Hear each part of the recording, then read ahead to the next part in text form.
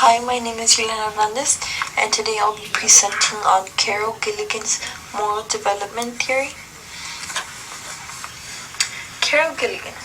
She was born in New York City in November 28, 1936. She received her first doctorate degree in social psychology from Harvard University in the year of 1964. She taught at Harvard in 1967 and became a research assistant for a great theorist of moral development called Lawrence Kohlberg in 1970.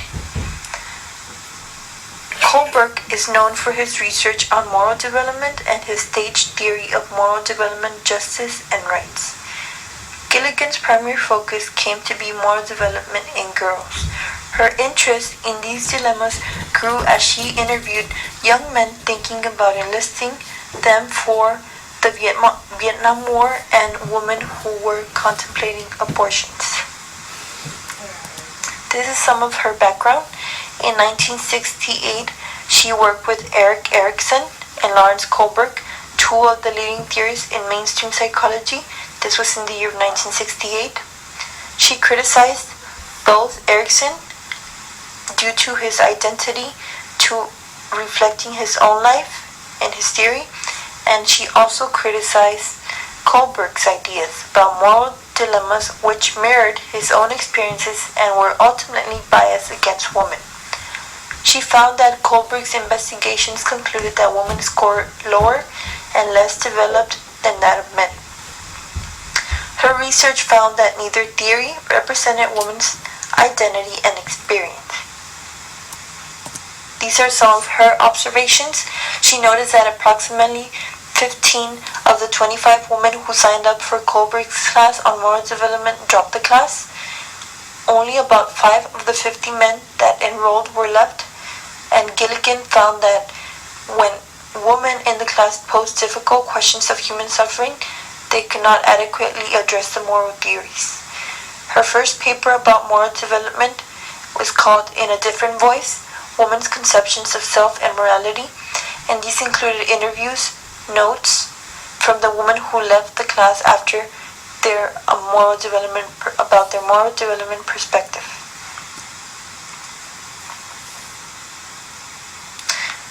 This is a brief summary of her research.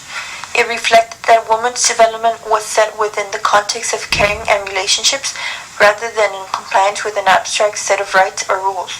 And she asked the woman 4 questions. Who is speaking? What body? What story? What culture framework is the story presented? And in her findings, we have that she found that a morality of care can serve in the place of the morality of justice and rights earlier theorized by Kohlberg. She viewed morality of care and morality of justice as distinct yet also connected. She was known for criticizing Kohlberg's work, and she based it on 2 things.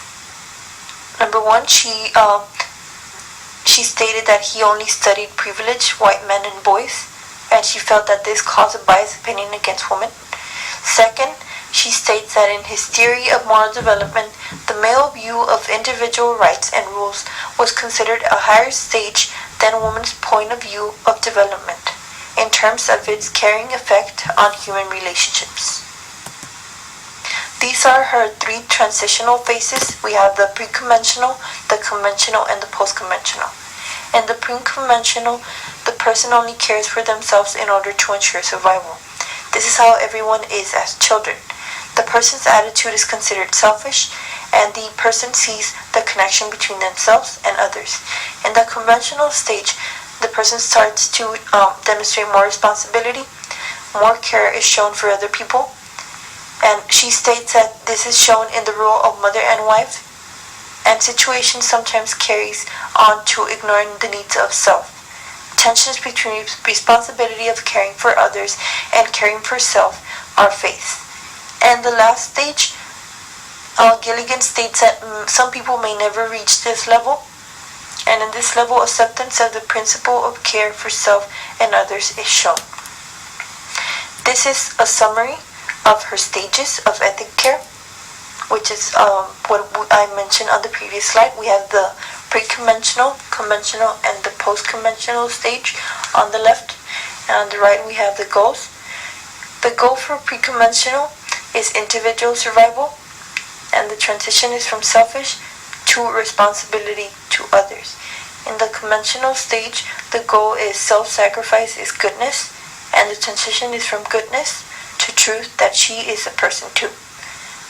On the last stage, pre-conventional, the goal is principle of nonviolence.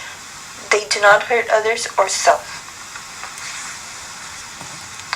Now we think, do you agree with her theory? There's some people who do not. For example, Christina Hoff Sommers. These are some of her arguments. She argues that Gilligan does not have any data for her research, that she has used unreliable evidence, that researchers have not been able to duplicate her work, and that the samples used were too small.